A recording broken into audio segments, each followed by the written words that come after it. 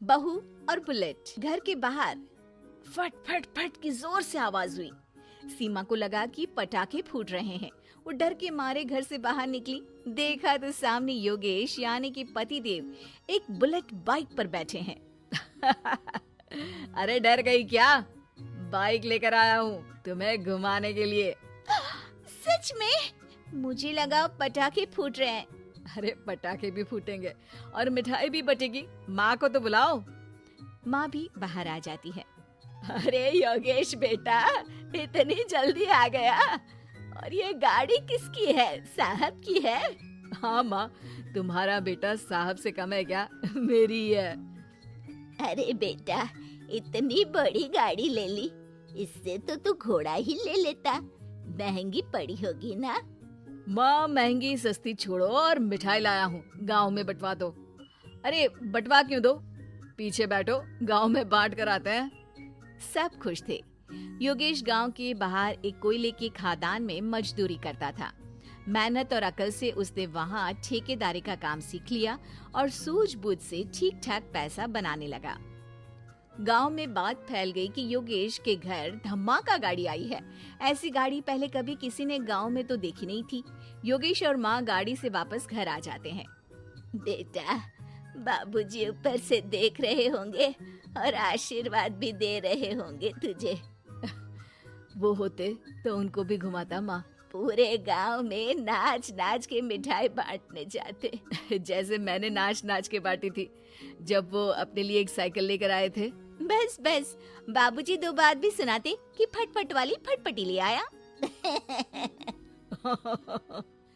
सीमा आगे कहती है, अपने लिए तो ये गाड़ी ले आए और मेरे लिए? अरे ये गाड़ी तुम्हारे लिए ही तो है। पक्का मेरे लिए है?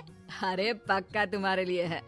अगली सुबह जब योगेश सो रहा होता है तो उसे बाहर से गाड़ी की आवाज आती है। वो घबरा कर चिल्लाता है, चोर चोर, मेरी गाड़ी ले जा रहा है, चोर चोर। माँ भी जागती है और योगेश के साथ दरवाजे की तरफ भागती है। जैसे ही दोनों बाहर निकलते हैं तो देखते हैं कि सीमा गाड़ी चला रही है। अरे बहू, नाक कटवाओगी क्या? ये क्या कर रही हो? अरे गिर जाओगी, ये क्या कर रही हो तुम? सीमा गाड़ी को रोक कर कहती है, सारे गांव में घुमा लाई, कहीं नहीं गिरी। क्या? सारे गांव में घुमा लाई? अरे लोग क्या कहेंगे बहू? सोचा क्या एक बार? यही कहेंगे कि कितनी अच्छी गाड़ी है। अरे तुम्हारे बारे में। हाँ, कहेंगे ना कि देखो कितनी अच्छी गाड़ी पर बैठी है। बहू गाड़ी रखकर योगेश और सासू माँ के पास जाती है। तुमने कब गाड़ी चलाना सीखा? हमारे बाबूजी के पास पुरानी स्कूटर थी, सीख ली। फिर स्कूल में एक मास्टर जी भी ऐसी ही गाड़ी लेकर आते थे, उन्होंने सिखा दी। हाँ, स्कूल के मास्टर आजकल यही सब तो सिखा रहे हैं। पढ़ाई का कुछ सिखाते तो कुछ भला होता। अरे बहू, अब गाड़ी मत चलाना। हमारे परिवार में कभी किसी औरत ने पीछे से आगे की सीट पे आने की हिम्मत नहीं की है। तुम भी मत करना, समझी? जी समझ गई माँ जी। सीमा सास की बात सुनकर चुपचाप रसोई में जाकर उदास होकर खाना पकाने लगी है। सास सुबह सुबह मंदिर से पूजा करके लौट रही होती है। तभी उसे दो औरतें रोक लेती हैं और कहती हैं, अरे बहू को थोड़े अच्छे लक्षण भी सिखा दो। गाड़ी चलाने निकली थी, गांव की मर्यादा का कोई ख्याल नहीं है। वही तो। अरे पैसे आने लगे हैं तो क्या मतलब कि किसी रीति रिवाज को नहीं मानोगे? अरे समाज में रहना है तो समाज के ढंग से ही रहना पड़ता है। अरे लाज भी नहीं आई बहू को? चूल्हे चौके से निकलकर सीधे गाड़ी लेकर चौराहे चबूतरे नाप लिए, फट फट फट करते हुए। अरे कुछ कह देना उसे। अरे ये क्या कहेगी? बूढ़ी सास है, इनकी थोड़ी ना चलती होगी घर में। हाँ, बहू की ही चलती होगी, मर्जी भी और गाड़ी भी। सास सब सुनकर घर आती है और बहू को चिल्ला के बुलाती है, अरे नाक कटवा दी सबके सामने गाड़ी चलाकर। औरत जात गाड़ी नहीं चलाती। शहरों में तो 4 पहियों वाली गाड़ी भी चलाती हैं और हेलीकॉप्टर, हवाई जहाज भी।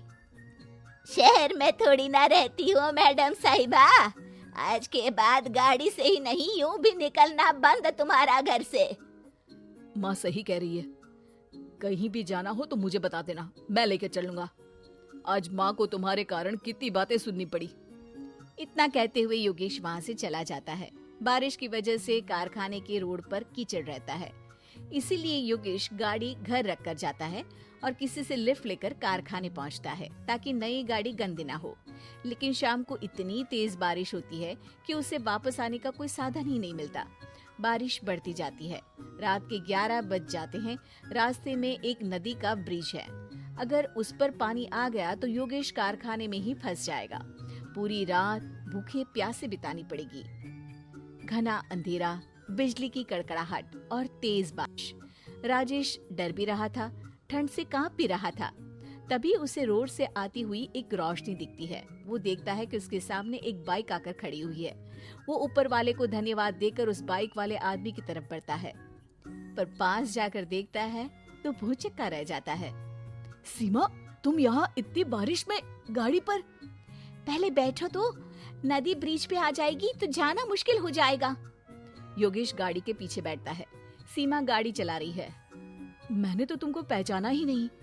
गाड़ी की आवाज तो पहचानी होगी ना। अरे पर मुझे नहीं पता था कि तुम आओगी। अच्छा किया कि तुम आ गई। माँ नहीं आने दे रही थी, पर हमेशा पति पत्नी की रक्षा थोड़ी ना करेगा, पत्नी को भी तो करनी चाहिए। योगेश को सुबह अपने किए पर पछतावा होता है। उसकी आंख में आंसू आ गए जो बारिश की बूंदों में बह गए थे। उसके बाद सीमा को सास ने और योगेश ने खुशी खुशी समाज की सीमा लांघने की मंजूरी दे दी। अब वो जहां भी जाती फट फट फट गाड़ी पे ही जाती।